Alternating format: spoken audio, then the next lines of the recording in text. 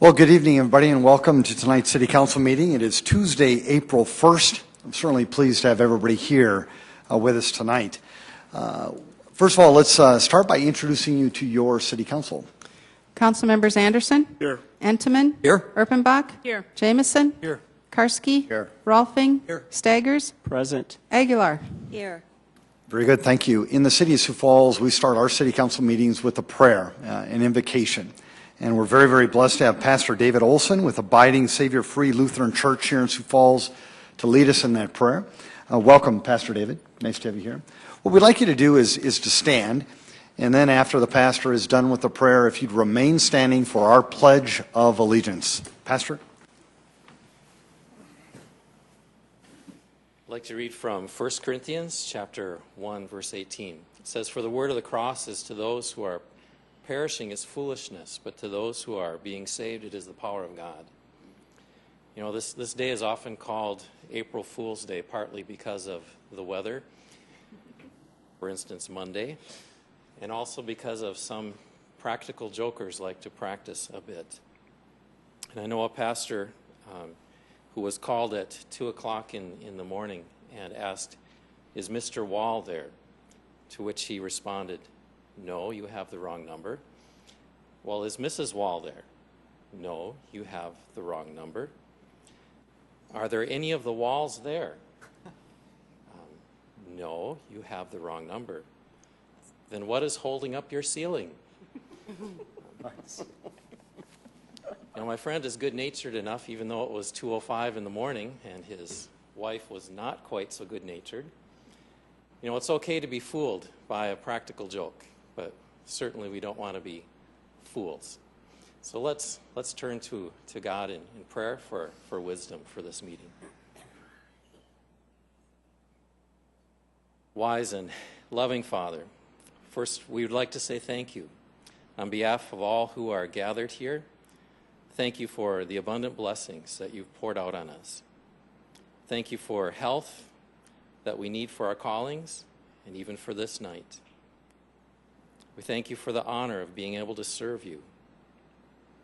And Lord, we lift up those who are in leadership. We pray for our mayor tonight, for those in various levels of city government, in particular this assembled council.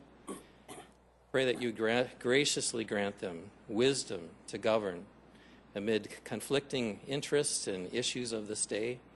Give them confidence in what is good and fitting, the ability to work together in harmony, even when there is honest disagreement. Give them peace in their lives, a good measure of joy in their task. I pray for the agenda set before them tonight. Please give them an assurance of what would please you and what would benefit those who live and work in and around this great city of Sioux Falls. For in Jesus' name I pray. Amen. Amen. I pledge allegiance to the flag of the United States of America and to the republic for which it stands, one nation, under God, indivisible, with liberty and justice for all.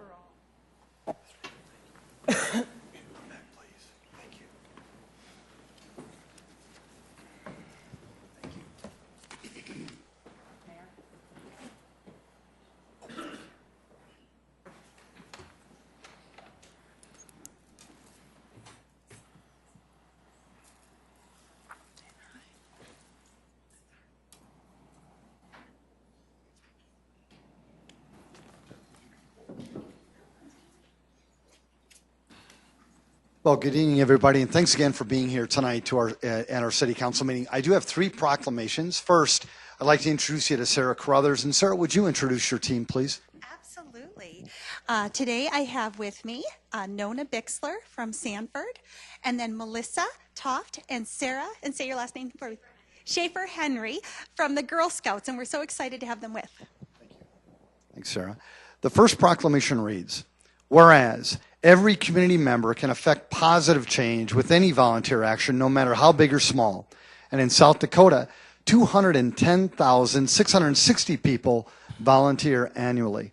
Whereas volunteers can connect with local community service opportunities through hundreds of community service organizations like volunteer centers. Whereas millions of volunteers working in their communities utilize their time and talent daily to make a real difference in the lives of children, adults, and the elderly. Whereas, during this week, all over the nation, service projects will be performed and volunteers recognized for their commitment to service. Whereas, the giving of oneself in service to another empowers the giver and the recipient. Whereas, experience teaches us that government itself cannot solve all of our nation's social problems. Whereas, our country's volunteer force, which is over 64.5 million people, is truly a great treasure. Now, therefore, I, Mike Huther, Mayor of the City of Sioux Falls, do hereby proclaim April 6th through April 12th, 2014 as National Volunteer Week in Sioux Falls, and I certainly encourage all citizens to volunteer. Sarah, thank you.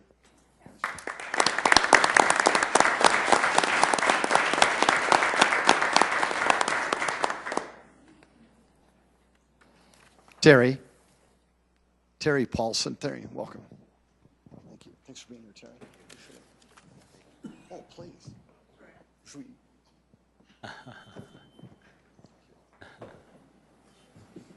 Terry, would you mind introducing your guest tonight? Thank you. First, we have Mike Olson, our North Central Chapter President of the Paralyzed Veterans of America, and our Executive Director, Lisa Cummings. Thank you. Terry, thank you. Whereas, Paralyzed Veterans of America North Central Chapter is dedicated to improving the quality of life for veterans with spinal cord injury and disease. Whereas, we fight for all veterans with disabilities. Whereas, we advocate for quality VA health care and decent veterans benefits. Whereas, we push to make America more accessible to those with disabilities. Whereas, we promote and provide wheelchair sports and recreational activities. Whereas, we deliver our services to all veterans and their families free of charge, thanks to the generous support and donations of the American people. Now, therefore, I, Mike Huther, Mayor of the City of Sioux Falls, do hereby proclaim April 2014 as Paralyzed Veterans of America North Central Chapter Awareness Month in Sioux Falls, and urge all citizens and employees to join us in celebrating Paralyzed Veterans of America North Central Chapter Awareness Month and participate in the month-long activities. Thank you so much, Terry. Thanks for being here, Mike. Appreciate it.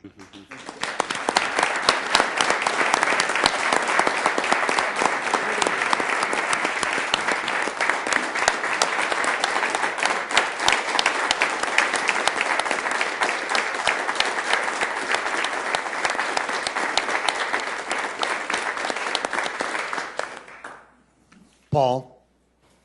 Is Paul here? Thank you, Paul. Paul, welcome. Do you want to introduce everybody? Sure. I have Brent Tucker from the Community Development Department. Paul and Brent, thanks for being here. The proclamation reads, whereas adequate housing is a basic need and a right of all people. Whereas April 11, 2014 marks the 46th anniversary of the enactment of the Federal Fair Housing Act of 1968, which states that discrimination in the sale and rental of housing is illegal when based on race, color, religion, sex, or national origin. Whereas the Fair Housing Amendments Act of 1988 extend fair housing rights on the basis of familial status to families with children and on the basis of handicap to disabled persons. Whereas the City of Sioux Falls, South Dakota supports fair housing efforts to eliminate discrimination in housing and educate home seekers, apartment managers, and apartment owners on federal and state housing laws.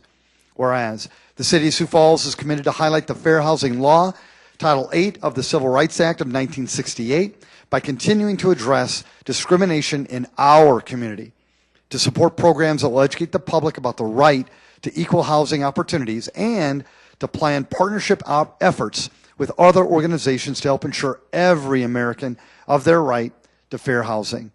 Whereas, in order to heighten public awareness, the City of Sioux Falls wishes to focus public attention on April as Fair Housing Month. Now, therefore, I, Mike Huther, Mayor of the City of Sioux Falls, do hereby proclaim the month of April 2014 as Fair Housing Month in Sioux Falls, and encourage all citizens and community organizations to celebrate the value of harmonious and diverse communities of neighbors and support the goal of equal housing opportunity for all people.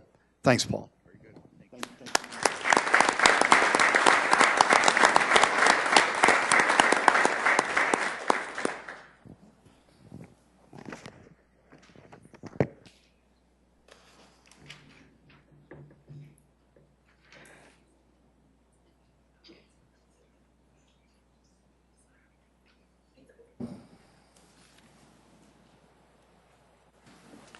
Well, thank you, folks. Council, let's move on to our consent agenda. Any motions or changes?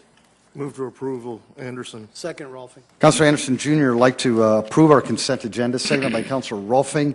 Councilor Staggers. Yes, I have 3 items I'd like to pull for discussion. The first one would be the arena parking lot repairs to award a bid, $906,823. The second one would be to furnish motorcycles to award a bid, $34,296. And then lastly, parking, garage lighting upgrades, and law enforcement center generator agreement, $71,200. And also, if I might add, I've been told that the City Hall computer room air conditioning, which was initially listed at $75,057, is actually $9,000. So that's just information on that. Thank you. Councilor Staggers would like to pull 3 items from the consent agenda and discuss some later. One was on the arena parking lot, another one was on motorcycles, another one was on the parking garage. So we'll pull those. Council, any other motions or discussion? Well, there has been a motion to approve the remaining items.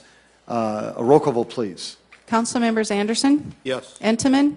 Yes. Erpenbach? Yes. Jamison? Yes. Karski? Yes. Rolfing? Yes. Staggers? Yes. Aguilar? Yes. Thank you. That has passed 8-0. Mr. Mayor? Oh, yes. I need to Councilor. recluse myself from discussion. Councilor, thank you very much. Now move on to our regular agenda. Council, did anybody want to make any changes to the regular agenda? Move for approval, Anderson. Second, Erpenbach. There's been a motion to approve our regular agenda and has been seconded. If there is no discussion, a roll call vote, please. Council members Anderson? Yes. Entenmann? Yes. Erpenbach? Yes. Jamison? Yes. Karski? Yes. Rolfing? Yes. Staggers? Yes. Aguilar? Yes. Thank you. That has passed 8-0. We'll now move on to our regular agenda. Mr. Mayor? No, yes. Now I need you're to gonna recluse recuse myself. yourself. Thank you so much. Thank you. From public input? No, You want to stay for the public input, Jim? That was my fault. Counselor, I left you hanging. I should. That's okay. Kermit likes to laugh at me anyway. It's been an interesting night already here. Yeah, you're Very, right. very good. Again, we'd like to welcome you to the City Council meeting. It's great to have such a great crowd here. Really appreciate it. We certainly appreciate everybody watching here as well. You do have an opportunity now to actually engage the council. Come forward. You can speak on any topic that you want, unless it's on an item that's later on in the agenda. Just come forward, introduce yourself to the people of our town, and you can speak up to 5 minutes. Thank you so much. Welcome. Ms. Staley, please come forward, please.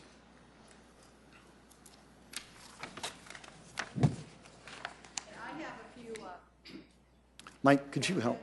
Thank you. We'll take care of that for you.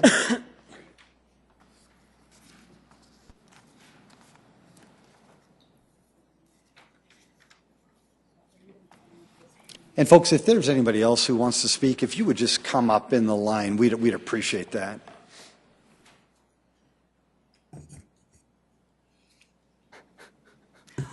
Good evening. Teresa Staley, Sioux Falls. Yeah. Well, first of all, I wanted to say, as we're coming upon the election, I want to say thank you to those of you who have served. And I know this is a big commitment, and it's not always an easy job. So to those of you who won't be returning, I say thank you. To those of you who are returning, I say thank you. Best wishes to all of you.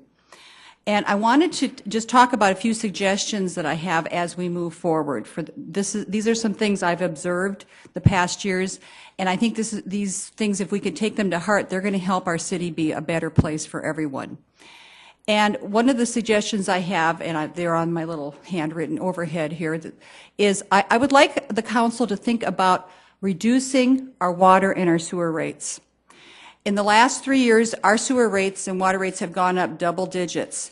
And this is something that has affected every person who owns a home in Sioux Falls. I would like us to do an audit of the water department and look at ways we can cut back on the fees that we're charging people, on this very basic necessity. This would be something that would appeal to every citizen in our community. I would like us to work to show more responsiveness to the public from our elected officials when it comes to returning phone calls, showing up for special meetings, just showing that we are really connected to everybody. Whether you have a business relationship, some financial relationship, if you're just an average citizen, that you care enough to reach out, no matter who they are. And I know this is especially difficult if it's an issue that you do not agree with. Sometimes it's hard to say, I will listen, I will be there, I'll be receptive. But this is what I desire in a council, and I think most of the citizens in our city do. And we also would like that from a mayor as well. I would like to see us put more energy and tax dollars into basic services such as street sweeping. People have noticed in the last few years we have not been keeping up with the maintenance on getting rid of the leaves. That used to be done about 3 times a year. And another project that I would like to see eliminated is our Project Trim. I would like the city to step up and take responsibility for taking care of the trees in the boulevard. And as the mayor said last week in the State of the City, we're in fabulous shape financially. So I think the city could step up and say, hey, we're going to take care of our own trees and not put that burden back on the taxpayers and a lot of elderly people who could not afford that when it came through our neighborhood. I would like to put more emphasis on the Neighborhood Watch program. I've been involved in this for many years, and recently it's been kind of put on the back burner. And unfortunately, we heard about that from the media last week after we had a murder on the west side. Those people got re-energized for Neighborhood Watch and said, this is important to know our neighbors, to care about our neighbors, to know who they are. So I would like us to be putting a little more energy into that. And the last thing is I'd like to see us emphasize going green even more. I know there's been a push for that, but in the sense of having composting and encouraging people to do that within their yards. Getting away from the use of chemicals and becoming more organic, I think would be fabulous for our city. So those are just some thoughts on my part. And then the last thing I want to talk about is the wording on this ballot for the snow gates. I'm so excited we're going to be voting on these initiatives. It's very healthy for our city to have citizens involved in the petition process, which is another thing I hope councilors will be embracing as we move forward, the people's right to petition. Same thing for you, Mayor, or whoever's the mayor. But when we put this together, I met with Mark Meyer-Henry about the wording, and we put in, as you see at the top there, it says the city will be able to use discretion when use of snow gates on emergency snow routes.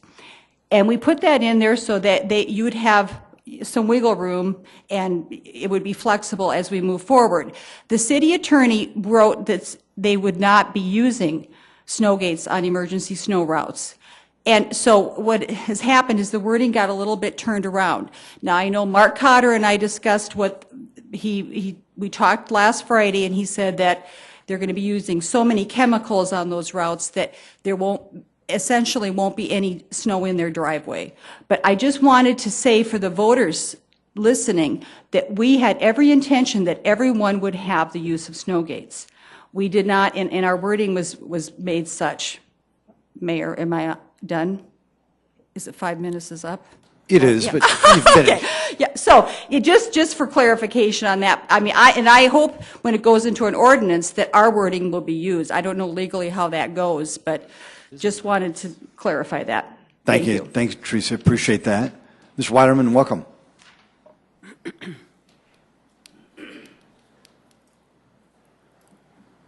evening, council members and mayor. Good evening. First off, I must say I was very disappointed in your debate last night. I find it wasn't a debate at all. It was just a matter of you giving your opinion. The moderators didn't ask both of you identical questions. I found that rather alarming. The other thing is, I find it rather upsetting that you, Mayor, would eliminate people from committees that you appointed just because they didn't do your wishes or bow down to your wishes. How many people, employees in the 12 different phases of the city are doing your wishes because they're scared they'll lose their job if they don't do what you want done? Thank you. Thank you, Mr. Weiderman. Folks, any other comments? Welcome, Mr. Stenga. Tim Stanga. I just want to hit a little bit on the Whittier issue. 2 weeks ago, when the Whittier neighborhood was in here, these people live in this neighborhood 24/7. They know what goes on in their hood, as they call it, but it's a Whittier neighborhood. They know that there's problems out there that the city council doesn't realize that they go through. And when the gentleman got up at the end of the meeting and started talking, and his son was sort of embarrassed because he was speaking from his heart. That's the kind of neighbor I want. I want somebody that's not afraid to stand up, not afraid to say what's on his mind. When you go to a park and you see a family playing, that doesn't mean that that neighborhood is the best neighborhood to live in. As one of the gentlemen, as I was walking out, told me, the thugs aren't out yet. Wait for it to get warm, then the thugs come out. In my neighborhood, there was a big drug bust. Down the street from me, I live in the Whittier neighborhood. Down the street from me, if it was a year and a half ago, there was a guy that owned the laundromat and the little convenience store behind it that was shot and killed in broad daylight. I watched the police officers down at the Whittier Neighborhood Park every weekend, and every so often during the week, there are police officers down there all the time. Now, when we say that the city has really cracked down on that neighborhood, yes, we did on the park where you can't drink. Yes, they're trying to do it, but I'll tell you what, it's the thugs that the people are worried about. Yes, they want a good neighborhood. Yes, they want to be able to put money back into their properties. But why aren't they putting money into their properties? Because the property value is not going up. And for what's being put in the neighborhood, it's not going to go up. And they're not going to put money in the neighborhoods. I went to the meeting last night on the videos. What really bothers me is on the swimming pool issue. We say there's options. There are no options. On this ballot, it states, you vote yes, you get an indoor pool. You vote no, does not mean nothing. But in the city's video, at the first part, they say we have options. I guess my first question would be, did the city council vote on these videos? Did they vote to put this in front of the public to say, do we want to inform the public the right way, or is it just the mayor that put the video together to give his side of the issues? On the swimming pool issue, there was only one option, not two. And I want people to know that. But I also want people to know that there's 7 things that are going to be voted on, not just 4, what has been handpicked. If I'm correct, there's one in here that has to do with the city attorney. That was not talked on the video at all. Why isn't it? People don't know what it is. Why isn't it explained to them? As it is explained on the snow gates and the outdoor pool and shape places. And are we picking and choosing on what we're going to talk about? Because I think the people should be informed on every measure that is going to be voted on. And I think the people should know. Well, the mayor came out and said, well, gosh, I'm afraid that people aren't going to know enough about shaped places and they're just going to automatically vote no. Don't you think people should know about what the deal is on the city attorney? Or the other measures that aren't being included in these videos? When I go to these and watch these videos, it's so unbiased it isn't even funny. Because we just tell the way we want to tell it, but we don't want to tell the truth. Mr. Danson, welcome. Thank you, Ms. Stinga. Welcome, Mr. Danson. Can you make sure that this is broadcasted over Channel 16, please? My name's Bruce Danielson. I'm chairman of Citizens for Integrity.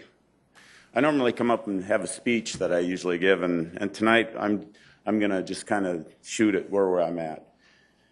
We've been through a lot the last couple of weeks, and I was here 2 weeks ago, and I had a piece to go out onto the Channel 16 and on the CityLink, and it never was broadcasted. There were a lot of people really upset about that. I'm going back now. That's why I was asking, making sure it got out there. This is a letter that I received today from the city clerk's office, explaining why we shouldn't care that the ballot language has been desecrated. There's all through this ballot, and this happens to be the sample ballot. You've all seen it. We've had many discussions about it over the last few weeks. This ballot is the worst ballot I've ever seen in 48 years of being involved in campaigns, issue campaigns, candidate campaigns. I've never seen one that is so bad that we've had to start resorting to having some discussions inside this room, inside this building, and in other buildings around to try and find out what solution we have.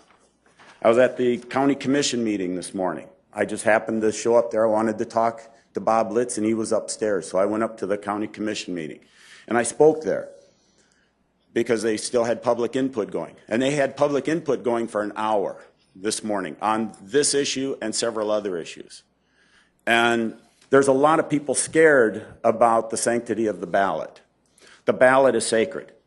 Where the initiative and referendum process, plus our process of going out and getting nominating petitions for people, voting for you people that are sitting here tonight, is very sacred to us. And we love the ballot. It's our way of going to you people and saying, this is what we want. And when this kind of information is put out here, that's incorrect, biased, and generally done to defeat a citizen effort. There were 27,000 signatures on ballots, on the petitions that tried to get those items on ballots. When I look at these issues here, plus the 3 that are never mentioned, it's a disgrace. And I hold all of you responsible for this because this should never have been allowed to happen. And I just wanted to bring that up if in case we actually do have an election next week, that you all know what we're trying to accomplish here is the sanctity of the ballot and to make it as sacred as it is. Thank you. Thank you, Mr. Danson. Appreciate it. Welcome. Good evening, Greg Neisert, Sioux Falls. For those of you who are still undecided or unsure how to vote on Referred Law 3, the Shaped Places zoning ordinance, I'd like to directly address the main objection you may have heard, specifically that it reduces citizen input. Nothing could be further from the truth. Shaped Places addresses the frustration and anger citizens have expressed over the years with the current system. Currently, the zoning ordinance contains fewer zoning districts with more conditional uses in each district. This framework creates risk and unpredictability for ordinary citizens. It is very difficult to know ahead of time what might happen near you precisely because of conditional uses. The current zoning ordinance contains numerous inappropriate conditional uses. Do you consider a homeless shelter a commercial use? Today's ordinance does. Do you consider a twin home a single-family use? Today's ordinance does.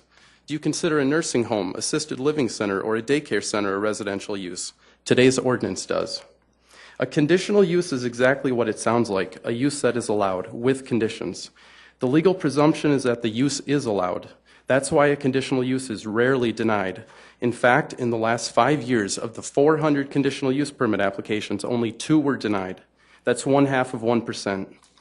Many citizens are under the impression that a conditional use hearing gives them the chance to kill a project, but it's just not true. The Whittier neighborhood found this out the hard way just a few weeks ago. Many did not want a homeless shelter and asked for it to be denied. What did they get? A security management plan. Many citizens may think the council wasn't listening to their concerns. Not true. They were, but they were bound by the law. Today, a homeless shelter is an allowed use in a commercial district. The council really can't deny it. Citizens leave frustrated and angry because they think they weren't listened to, but they were. They just couldn't get what they wanted, and they don't understand how a homeless shelter could be allowed in a commercial district, but it is today. Shape Places addresses this problem. Shape Places includes more zoning districts and less conditional uses. Problematic uses are moved to their own district where they belong. By doing this, citizens will know ahead of time what goes where. No more surprises.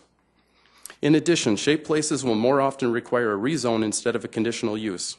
This is critical because it puts a burden on the developer, not the neighbors. A rezoning is more difficult and time-consuming.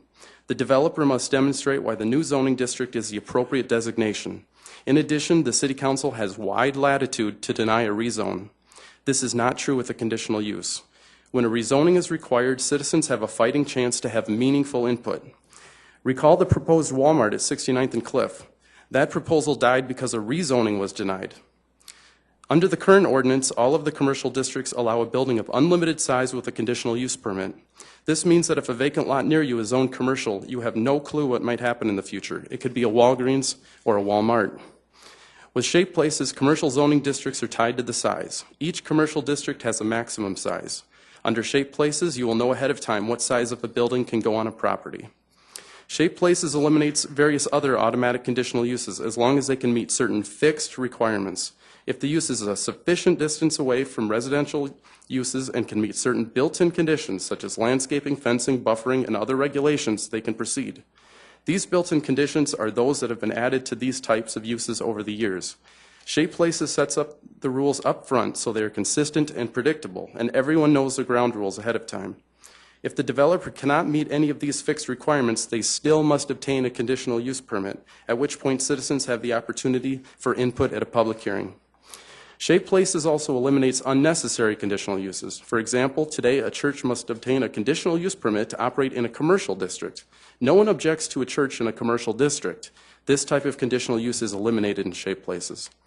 Conditional uses are not eliminated in Shape Places. Dangerous and inappropriate conditional uses are eliminated in Shape Places. Unnecessary conditional uses are eliminated in Shape Places. Citizens are protected by built-in regulations. Conditional use hearings remain in cases where a use cannot meet these requirements. Finally, Shape Places has a new feature called a conditional rezone that the current ordinance does not. Under Shape Places, the council has the power to attach any conditions it can today at a conditional use hearing during the rezone. Citizens still have input into the process, there are less surprises, and the burden is shifted to developers. On April 8th, you have a clear choice. You can keep the current system with all of its flaws. You can choose to run the risk of being surprised and blindsided by a conditional use you never expected in your neighborhood. Or you can say no to surprises and you can say yes to more rights and more options. The choice is obvious. On April 8th, vote yes on Referred Law 3, Shape Places. Thank you. Well, folks,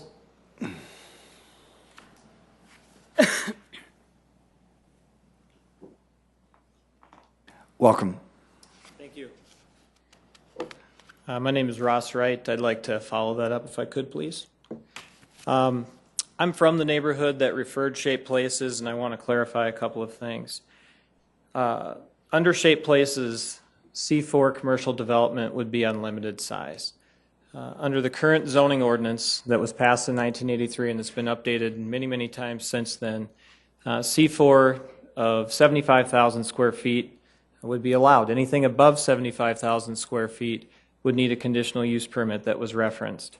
Now, what Mr. Neitzer talked about, the issues as to landscaping, signage, parking, lighting, all of those things would be able to be addressed, but size of the store would not. And therefore, Shaped Places is completely connected to the zoning question under the referred question number 4 on your ballot, because that store at 85th and Minnesota will be a 186,000 square foot Walmart. We feel that that is too big and too close to single family homes. The issue with Shaped Places is citizens then would lose that ability to provide input as to what can go in their neighborhood. And the loss of citizen input is not the way government works. Government is supposed to be of the people, by the people, for the people. People should have the ability to know what's going on, and I agree with Mr. Neitzert. They shouldn't be surprised as to what's going into their neighborhood, and that's exactly what happened to us. This store would be 160 feet right across the street.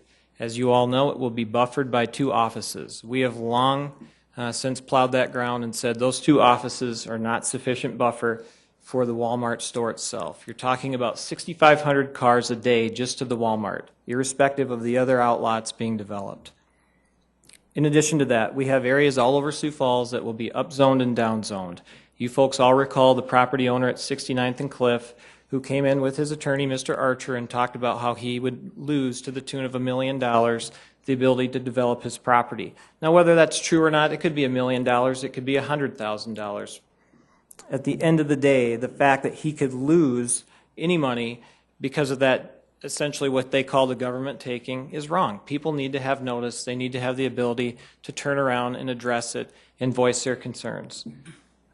Limiting size and limiting hours of operation is something that's done in Lincoln.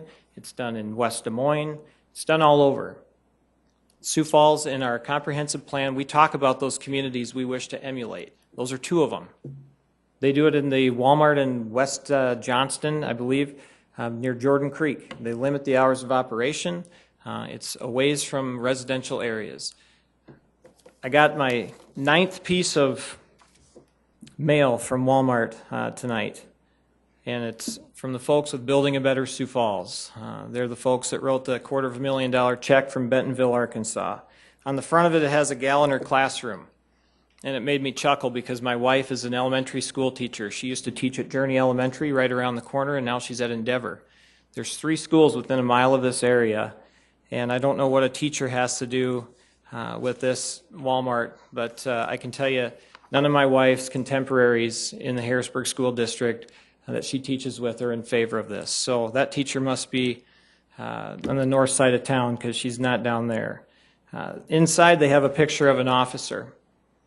And having been a prosecutor for 10 years, I can tell you, he's not thinking, oh yes, a Walmart. He's thinking job security. He's thinking about all those calls that he already makes to the Walmart on Louise and all the calls he makes to the one on the east side of town going, here we go again. All these wonderful things that they talk about, the jobs, the tax base, if they're so good, they'll be present at another location. I remember Councilman Entenmann graciously lending his time to meet with us and saying, where else are we going to build it? This is the only place that makes sense. And I know that at the time, that's a great question. But there's a Walmart on the west side of town at 60th and Marion that makes sense. It's a half a mile away from the closest single-family home. It's not right across the street. People aren't going to be surprised. They're going to know what they're getting into. Our homes, by and large, predated December 7th, 2009, when the green dot was affixed to that location. They deserve to be protected like everyone else's homes, like your homes. And we just, again, everyone expected there to be commercial development at 85th and Minnesota. I want there to be. This is too big. It's always been about the size. And finally, to wrap up, on the ballot, we've heard a lot of talk about it tonight.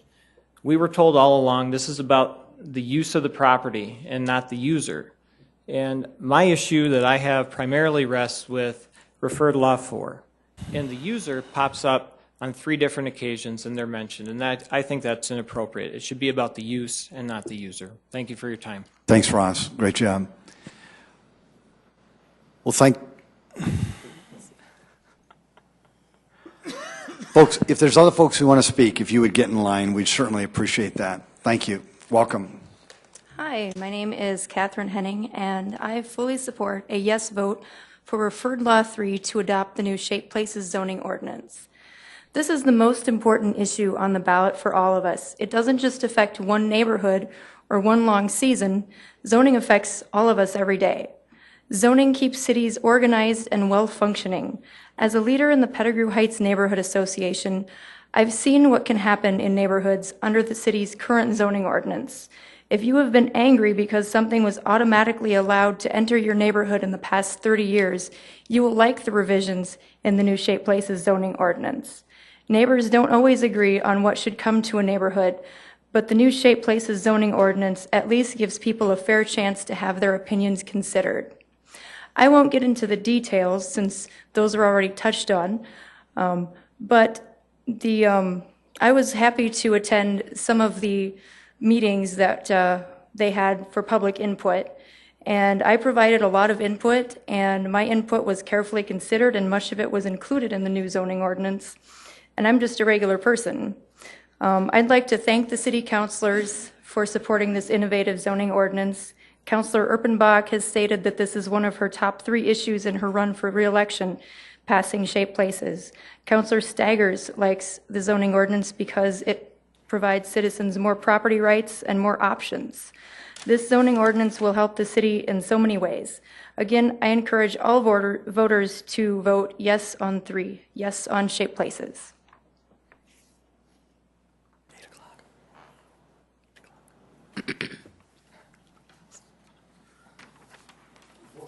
Thank you very much for the input tonight. We appreciate that. Councilor Sagers, I'm going to move on to your items.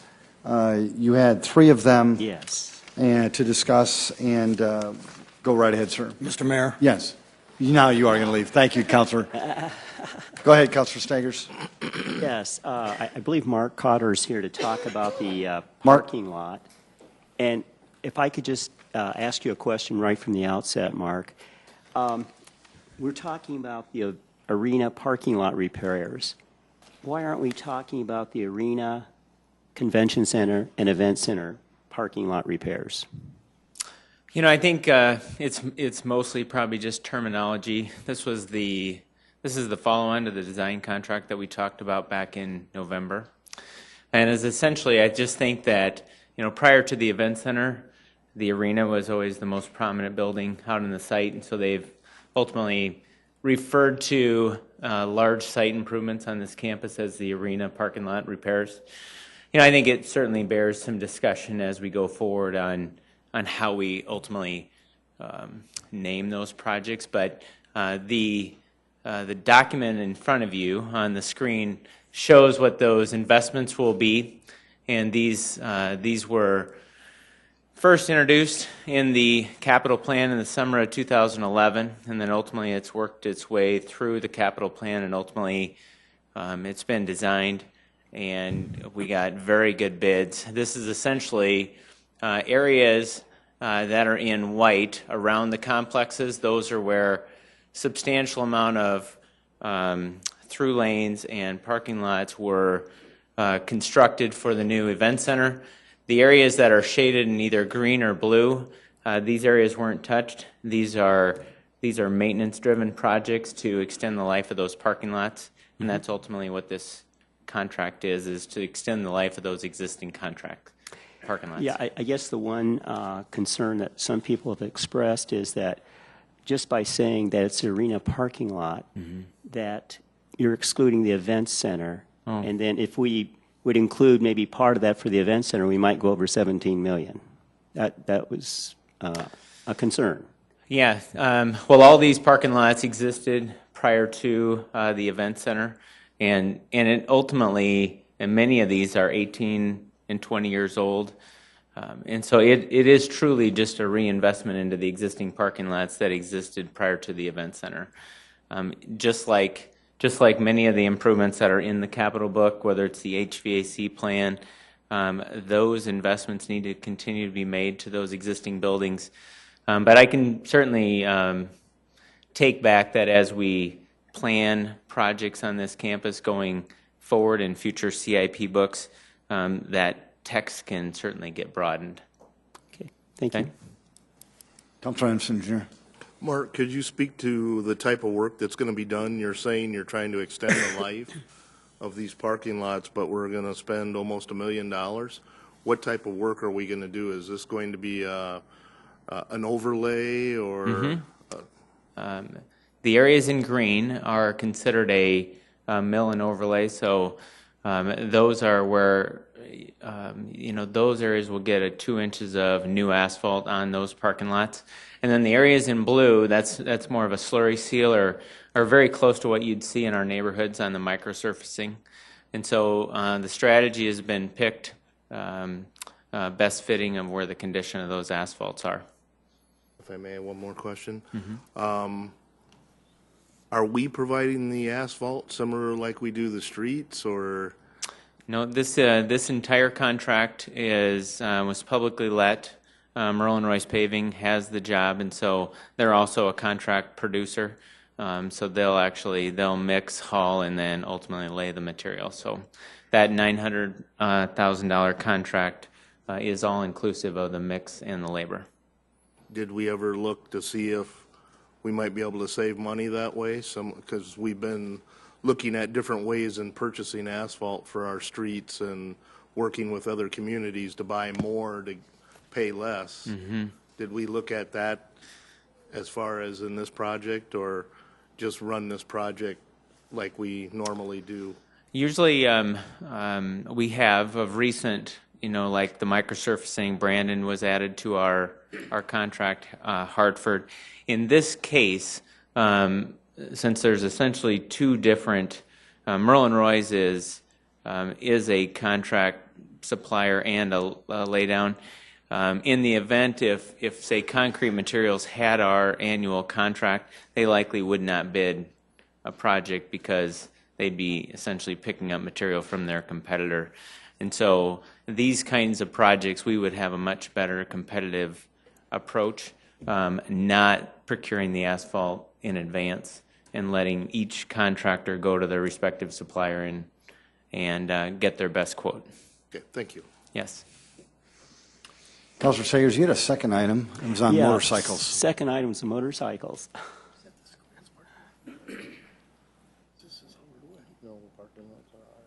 This is Chief Petty. Welcome. Yeah. In regard to the motorcycles, my understanding is that we keep the motorcycles for 5 years and then replace them. And also my understanding is that motorcycles are used about 3 months out of the year. Now, am I correct in what I just said? The plan used to be that we would trade them out every 3 years. We have extended that to 5 years, and they are driven more than 3 months a year. Okay. Because they're not driven the entire year, could we even extend it beyond the 5 years?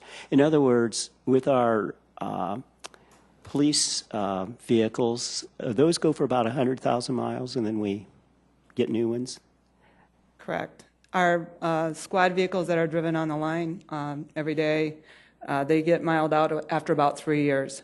Our police motorcycles are at the 5-year age. The two that we're trading in, okay, they're 2008 models. Okay. And after about 5 years, they start having maintenance issues. And we have a lot, you think about it, we have a lot of equipment that we put on those motorcycles, a lot of electrical things. And it's a safety issue for our motor officers. We have one motor officer that I think probably rides 9 to 10 months out of the year. So they do get a lot of time on them. And we really think of it as a safety issue for our motor officers. And also, if I could just ask, these motorcycles we're going to trade in, how many miles are going to be on those? The ones that we're trading in are, I think they're around 25,000 miles. 25,000 miles. Yes. Okay, thank you. Okay. Councilor Stagers, you had a third item? Yeah, the third item, the part I'm concerned about is the law enforcement center generator, engineering services. How much are we, I'm strongly in favor of this generator. And I guess I'm kind of baffled here at how much we're going to be spending for engineering services. How Okay, much? and I have to thank Mark Cotter for giving me some notes on this, because it's part of the law enforcement center, but I obviously don't get involved in the facilities and engineering issues. But what this is the design services contract to develop the engineering design plans for not only the generator, but also for the parking lot, or I should say our parking garage lighting, because we're getting the new upgrades to LED lighting. That's also on the CIP plan for this year. The engineering design plans and specifications are developed to allow these projects to be publicly bid. And I think that's, something that we have to consider. Yeah, I guess once again, my concern is the cost for the engineering services for the generator. Obviously, we on the City Council are not experts in this kind of field, but just bring the generator in and plop it down and hook it up. What do we have to spend for the engineering services? We still don't know how much that is, do we? I believe the price is $71,200, sir. But it includes the lights. It includes the whole project, yes. Yeah, I'm just interested in the generator itself. I don't know how much that is broke out between the two projects. Marcus?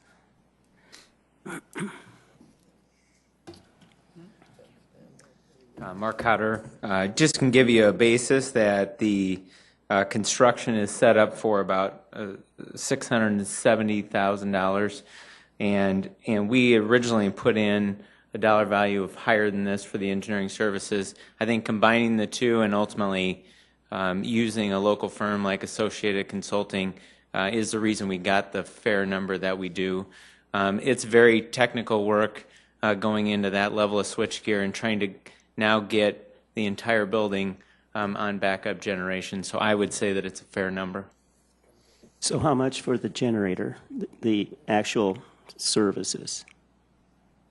As a part of that 71,000, right. I don't have that breakout for you tonight. We can certainly follow up. Okay. Again, as Assistant Chief said, there's two projects that are being designed.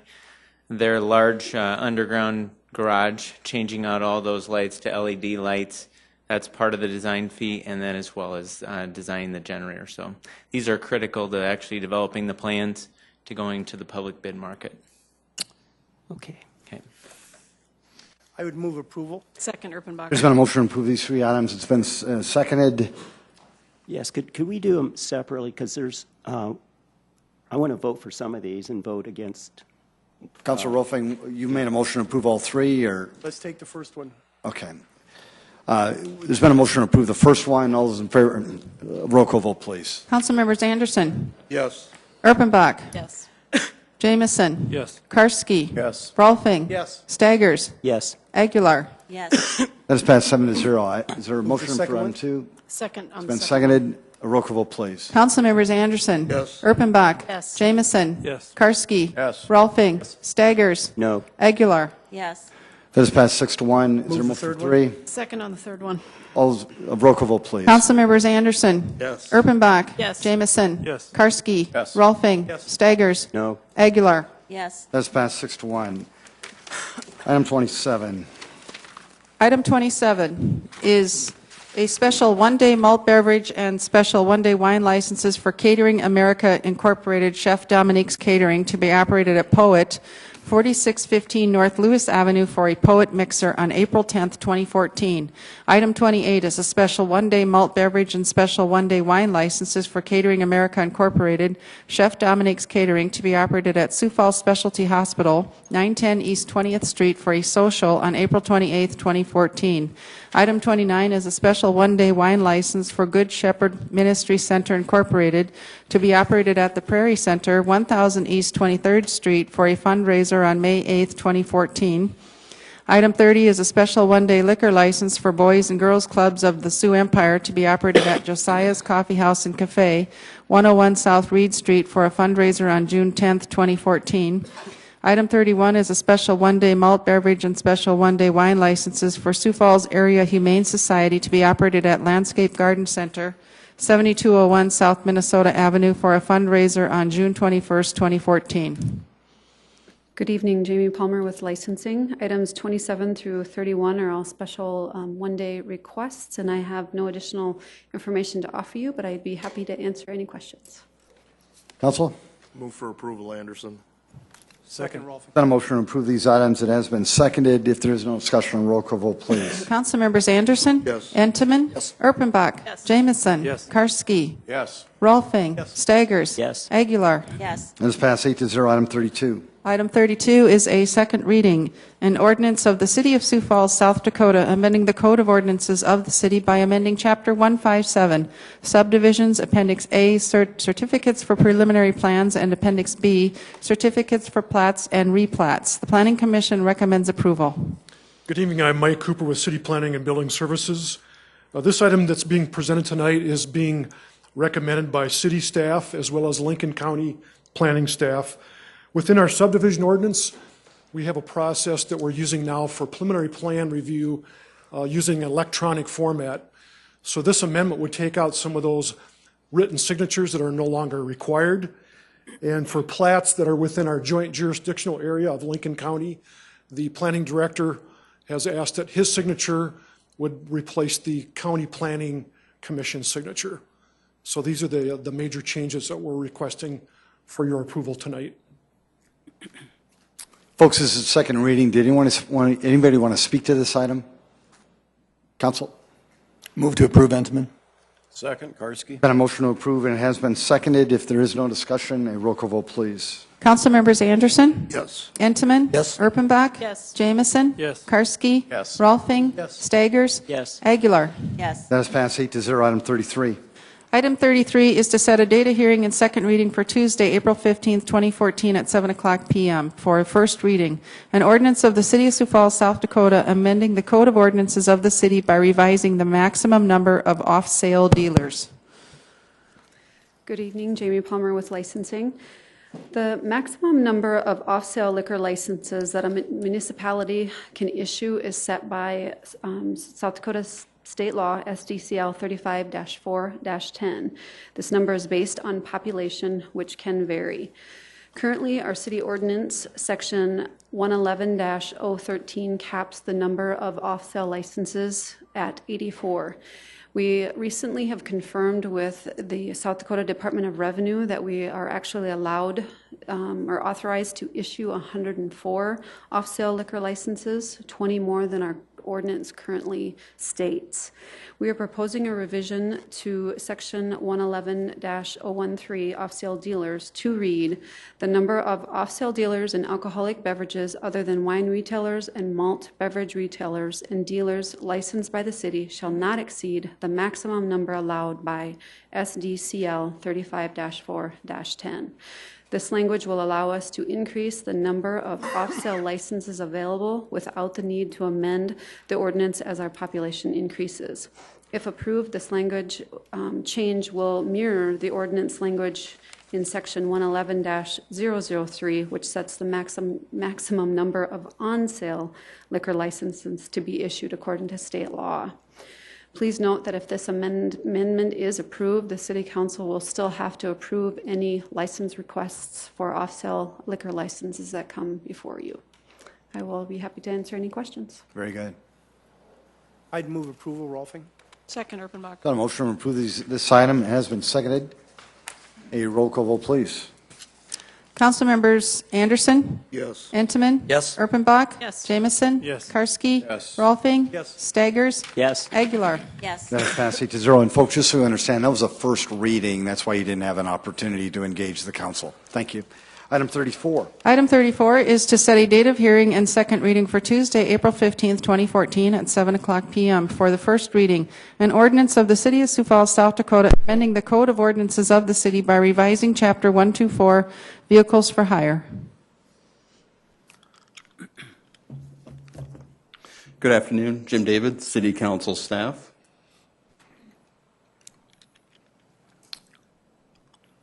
Agenda item 34 is a product of 14 months of work by the Public Services Committee that included 9 committee meetings with public input, 1 working session, and several one-on-one meetings. This was also a multi-department effort that included staff from council, the city attorney's office, and police department. As the committee reviewed its own ordinance, it looked at the other regional cities throughout the Midwest for guidance, and these cities included Cedar Rapids, Des Moines, Fargo, Lincoln, Omaha, Rochester, and St. Paul. Last month, the Public Services Committee finalized their recommendations and approved the following changes by unanimous vote. The first change came to inspections. Current ordinance requires an owner or a vehicle for a hire company to keep record, to review their mechanical or their vehicles every 3,000 miles or 3 months, whichever occurs first. This proposal requires an annual inspection by a certified mechanic, but a DOT inspection can be substituted, and this typically affects limousines and buses. If we look at the other regional cities, Fargo and Rochester required a certified mechanic, an annual review by a certified mechanic. Cedar Rapids and St. Paul require a city inspection. Des Moines requires, similar to what we have right now, a self-inspection, and the state of Nebraska requires self-inspections with random inspections. This proposal also eliminates the fuel surcharge. The fuel surcharge is an upfront fee that may be charged by a taxi cab in addition to the fare. The surcharge is figured by adding an additional 10 cents per trip for every increase of 15 cents in the price of gasoline over $1. This is currently $1.70. A taxi cab must send, if the taxi cab decides that they do want to have a surcharge, they have to send notice to the planning department with at least one receipt justifying the increase or the decrease. This proposal also includes consumer protections.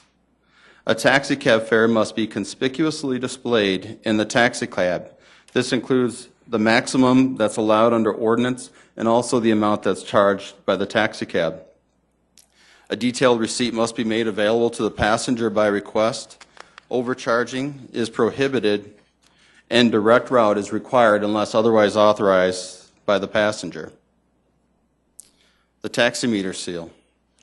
This proposal requires inspection and seal of the taximeter by the city or private entity that could be selected through the bid process. The taximeters, if we look at those other regional cities, the taximeter is sealed and inspected in Fargo, Cedar Rapids, Lincoln, Omaha, Rochester, and St. Paul. The one exception is Des Moines. This proposal also addresses business license. A business license will not be able to be issued until it is confirmed that the vehicle has commercial plates, that the business has a sales tax license, the business is in good standing with the Department of Labor, and all drivers are licensed with the city. This proposal also addresses the driver background check. No longer will these checks be subjective, but they'll actually address specific crimes, such as sex crimes, drug convictions, hit and run, DWIs, and violent crimes, and others.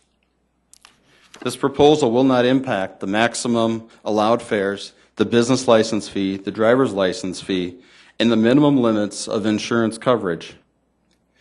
Due to the amount of the changes to this ordinance and to allow the city and the vehicle for hire companies to adjust, the ordinance currently has an effective date of October 1st of 2014. I'd be happy to entertain any of your questions. Again, folks, this is a first reading, so the council will have the opportunity here. Councilor Staggers.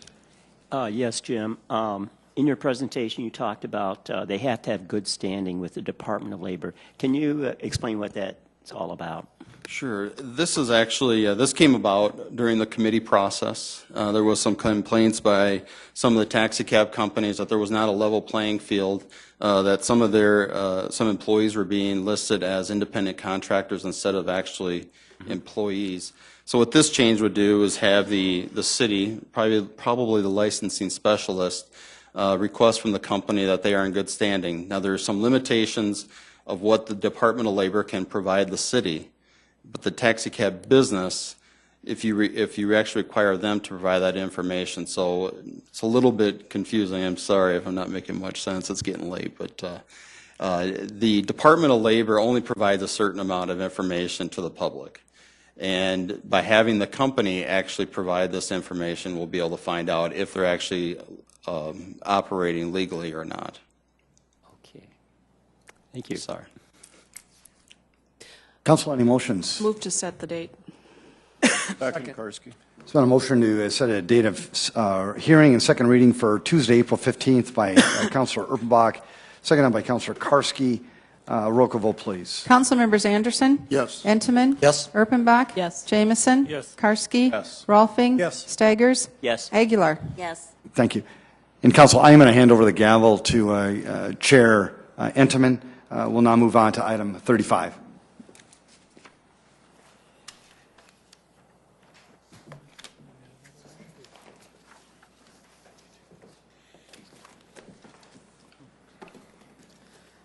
Item 35 is a resolution of the City of Sioux Falls approving the preliminary plan of Pinewood Addition. The Planning Commission recommends approval. This is a preliminary plan submitted by Van Busker Companies. The development is going to be known as Pinewood Addition.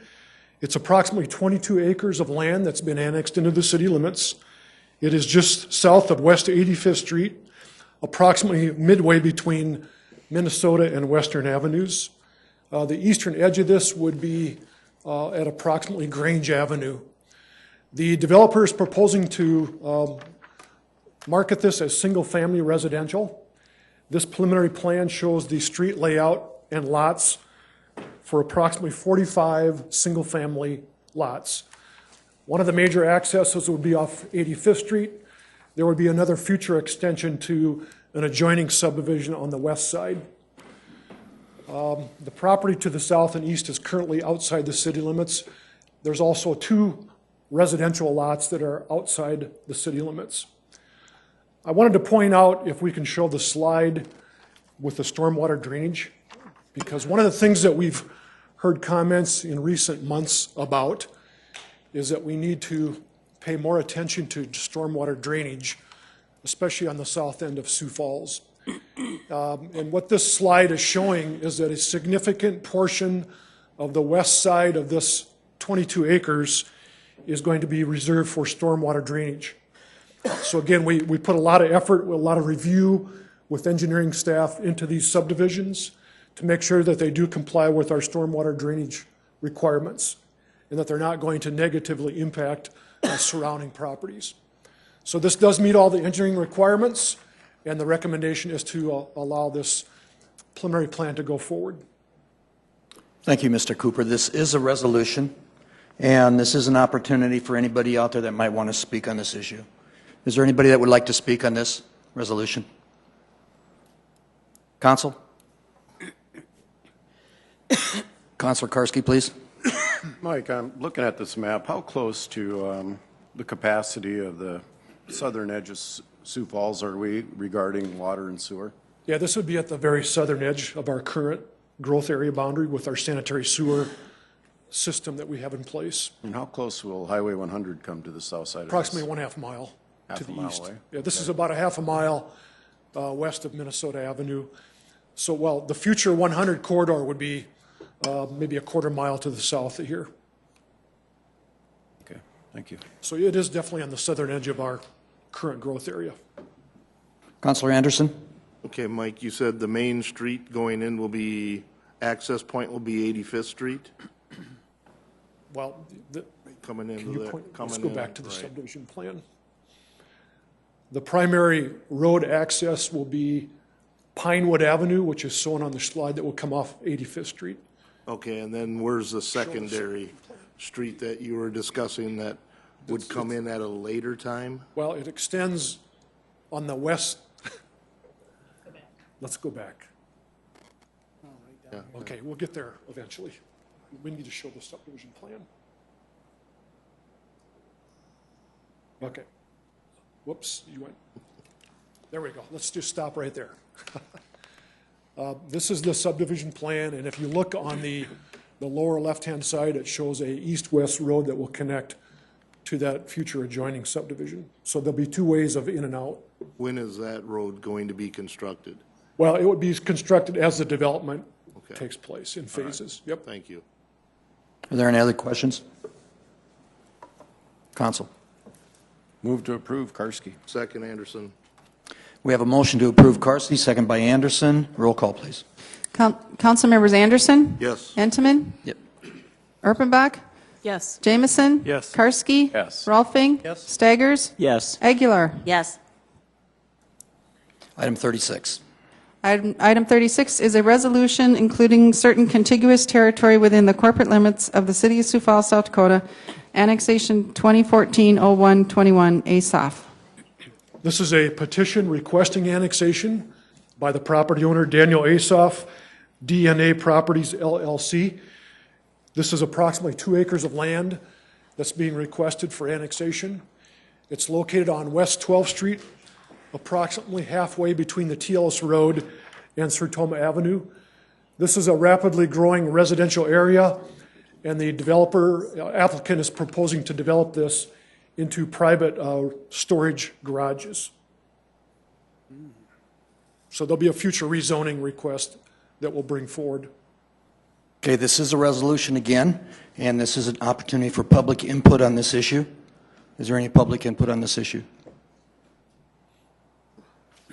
There being none, council, questions? Mike, have we heard from any of the neighbors as far as annexation? No, there's no notification process. The property to the south is currently vacant. And again, as we go through the rezoning process, we'll do our normal public notification. Okay, thank you. Thank you. Anybody else on this issue? Move for approval, Anderson. Second, Erpenbach. There's been a motion. There was supposed to be public input on both of these. There was, sir. I asked for public input on the first one on item number 35. I'm standing right here and I want to know why it was pushed through so fast. It was not. I asked for public input and nobody made a response at the time that I saw. I asked for council action on it. Is there a motion? And you just went right into council action. Do you have public input on this one? Yes, I do. Please. Not on this one, on the other one. That is closed already. We took action on it, and I asked for public input, and nobody gave it to me. We are voting on item number 36. I'm asking for council action on this. You've got a motion. Motion by Anderson, a second. Who made the second? Who did? Who made the second? I'll make the second. Okay. Motion by Anderson, second by Rolfing. Could we have a roll call vote, please? Council members Anderson? Yes. Antoman? Yes. Erpenbach? Yes. Jamison? Yes. Karski? Yes. Rolfing? Staggers? Yes. Aguilar? Yes. That motion carried unanimously. Could I have item number 37, please? Item 37 is a resolution including certain contiguous territory within the corporate limits of the City of Sioux Falls, South Dakota, Annexation 2014-0120, East Arrowhead Parkway and South 6 Mile Road. This is also a petition by the property owners requesting annexation, which consists of about 134 acres of land. The applicants are Samuel Assam and Gerald Dunn, representing FNK Assam Family LLC and Dunn Family Properties LLC. And this is located south of Highway 42 or Arrowhead Parkway down to 26th Street and on the east and west sides of 6 Mile Road. Again, it's about 134 acres of land area. The petitioners have been working with city staff for some time on the potential development of this property. We actually began talking to the applicant a number of years ago prior to the recession, and now they're bringing this back for consideration. Utilities, the water would be extended from the west up along 6 Mile Road to serve this future development area. The sanitary sewer would be extended across the highway from the north, where it currently serves Willow Run Golf Course area. So both water and sewer are available to be extended into this annexation area. The applicant has been working on a proposed development plan that will show a mix of residential, commercial office uses. This is a concept plan that was submitted back a number of years ago when we first started talking. I don't expect that it's going to be the same as we go forward with the rezoning, but again, this is the kind of the concept of a mixed use that the applicants will be working with city staff on for future consideration. So in terms of the annexation, city staff have reviewed it. It does meet our requirements for being able to serve development. And once the annexation is approved, then we'll come through with a future rezoning request. Okay, thank you, Mr. Cooper. Again, this is a resolution, and this is an opportunity for public input. Is there any public input on this issue? There being none, Council? Move approval, Rolfing. Second, Karski. There's been a motion by Rolfing, a second by Karski. Roll call vote, please. Council members Anderson? Yes. Entenmann? Yes. Erpenbach? Yes. Jamison? Yes. Karski? Yes. Rolfing? Yes. Staggers? Yes. Aguilar? Yes. That motion carried. Item 38. Item 38 is a resolution advising and giving consent to the appointment of members to certain citizen boards, that being Brad Hegel to Washington Pavilion Management Incorporated Board of Directors. Thank you. This is a resolution appointing members to the to certain citizen boards. Is there any comments from the public on this? It is a resolution. Yeah, could we have the, I'm I.L. Weideman from Sioux Falls. Again, thanks for hearing me. Could we have the city attorney explain exactly what that pertains to?